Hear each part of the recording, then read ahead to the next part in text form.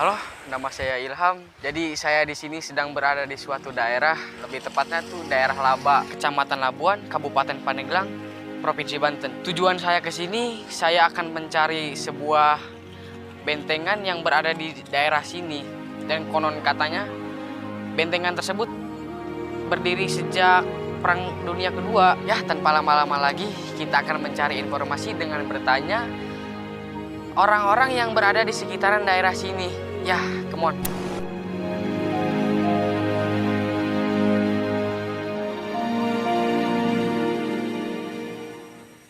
Jadi saya tidak sendirian di sini, saya bersama teman-teman saya dan ini dia teman saya.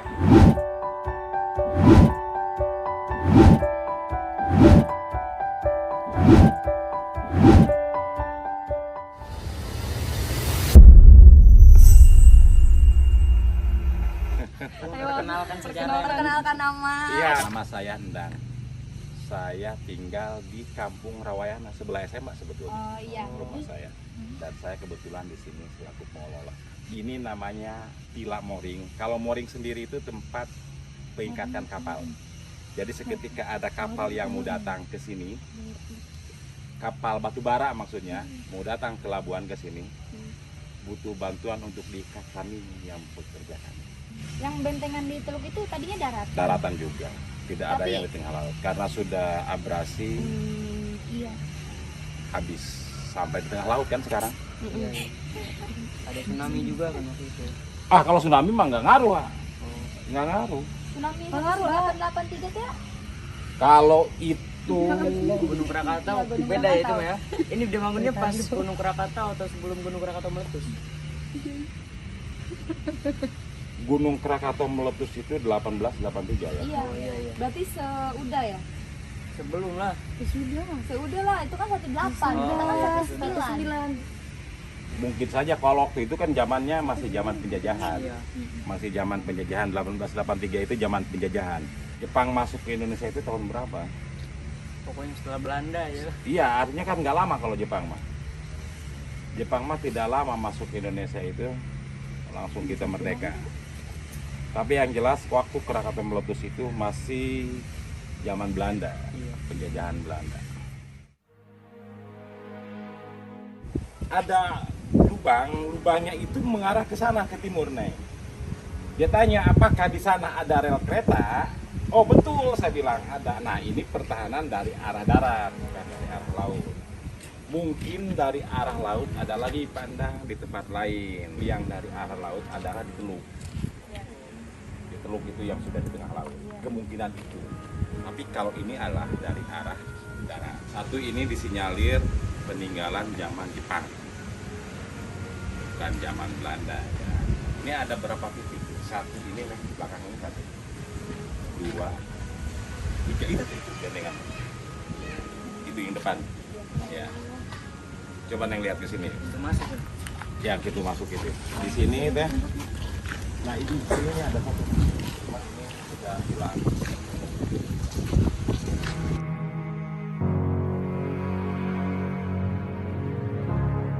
Yang satunya mana? Ini.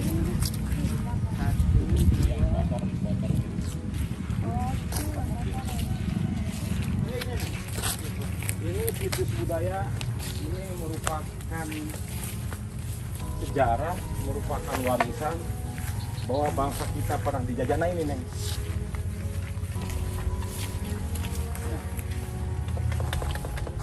Ini yang dinyatakan pertahanan dari arah darat, bukan dari arah laut ini. Ini lubang ini kan lubang pengintaian, Neng. Di mana tentara itu bisa menyimpan senjata, moncongnya, senjata apanya, kepalanya senjata, selongsongnya senjata itu bisa diarahkan ke arah sini. Nah. Aduh, ini maksudnya ini Neng ya. Berair Neng maksudnya Neng. Oh, maksudnya dari air. Berair ini ya. Ini kan disebul jadi ke sisi.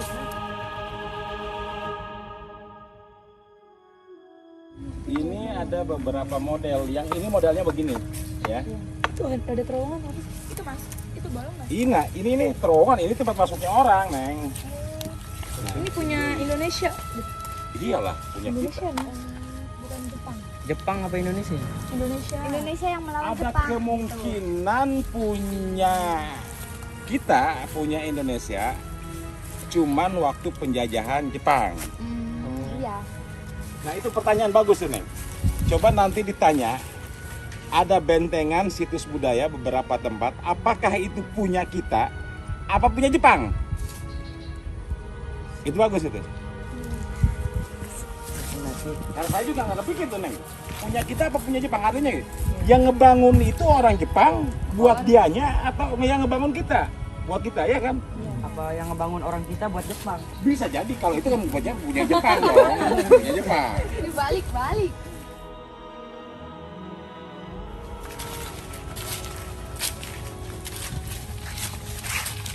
Nah ini mah modelnya begini Neng. Lubangnya di sana Neng, lubangnya di sana, cuma ditutup aja karena tembok, lubangnya di sana. Kalau ini sama buat senjata, Pak. Iya, buat pertahanan ini, buat apa namanya, buat persembunyian dan pertahanan. Dan lele ya?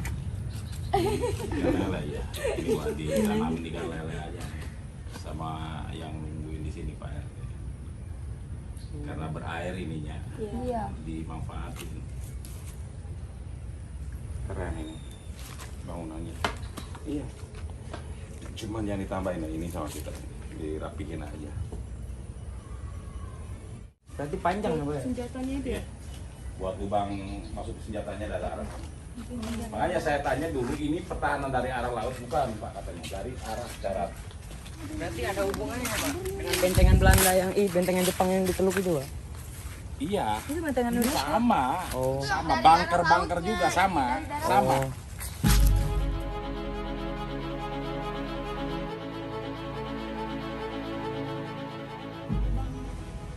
Dari sini lubang masuknya orang dari sini. Cuman Kayak yang itu. untuk pengintaiannya ke sana, ke arah sana. Yang depan tadi. Ya nanti perlu ditanyain, apakah bentengan itu Pak punya Jepang, apa punya Indonesia? Itu bagus. Karena saya juga nggak pernah nanyain tuh Neng. Ya kalau punya Jepang ya wajar karena kepentingan mereka. Gitu. Wajar karena kepentingan mereka. Ini tahu nggak, Pak, hancurnya gara-gara apa gitu, Pak?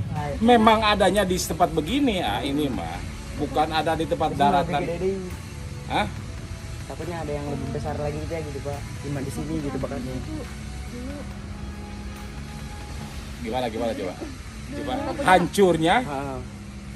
Takutnya karena udah lama gitu bertahun-tahun gitu. Hancur ininya gini. Apanya? Hancur apanya? Coba hancur apanya? Ini begini, dari dulu saya taunya ini begini. Oh, nggak ada perubahan. Nggak ada perubahan. Oh. Dan ini tidak boleh dirubah sama sekali. Kenapa?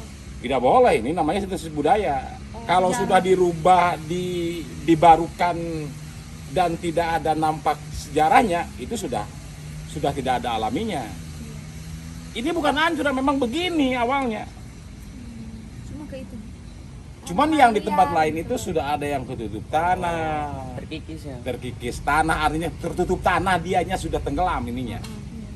Ini buktinya sudah mulai anu tuh, sudah dalam dia. Ini tambahan ini mah, ini tambahan. Ini biar airnya nggak masuk. Ini awalnya begini. Makanya orang Jepang itu hebatnya dulu bangunan itu. Padahal alat belum canggih, belum modern, tapi punya kekuatan yang luar biasa. Nah itu kan semennya seperti apa, itu dulu itu seperti apa semennya keren. Apakah semen 3 roda? Semen 3 roda. Ini baru Neng nih, baru 6 orang nih yang datang kemari untuk nanyain ini. Saya kepengen sih Neng itu dibuatin Tempat wisata gitu ya. ya, tapi kalau tempat wisata terlalu anu sih ya, terlalu Tempat museum sejarah. ya, coba dijadikan tempat edukasi lah ya. Cuman harus ada tulisan yang bisa dibaca, dipahami. Kalau ini teh merupakan situs budaya. Cuman saya juga tidak bisa ngerangkainya karena tidak bisa mengandai-andai. Ini harus valid. Seumpama ini zaman Jepang tahun berapa zaman Jepang? gitu. Waktu itu di sini itu siapa gitu kan. Karena yang menerangkan ini bentengan zaman Jepang juga terkadang bukan orang yang berpendidikan, hanya masyarakat biasa yang notabene cenah cek beja kan itu tidak bisa dijadikan sandaran dari mulut ke mulut. itu yang semestinya ada buku sejarahnya yang paten, yang valid gitu. Itu enak seketika mengenalkan ke anak didik bangsa ini pernah punya sejarah kelam itu. Kalau bangsa ini pernah dijajah sama Belanda dan Jepang.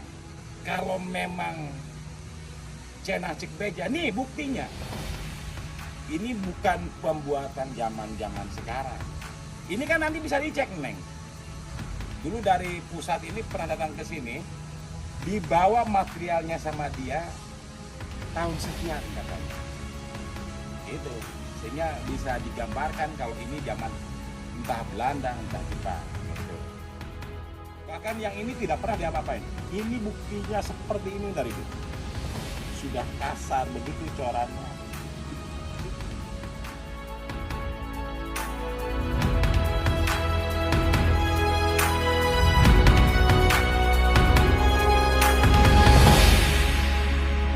Cukup sekian dari kelompok kami. Kurang lebihnya mohon maaf. Wabillahi taufiq wal hidayah. Wassalamualaikum warahmatullahi wabarakatuh. Waalaikumsalam warahmatullahi wabarakatuh. Masa reformasi, kebijakan atau inovasi pada masa pemerintahan B.J. Habibie. Salah satunya kebijakan pembekuan bank.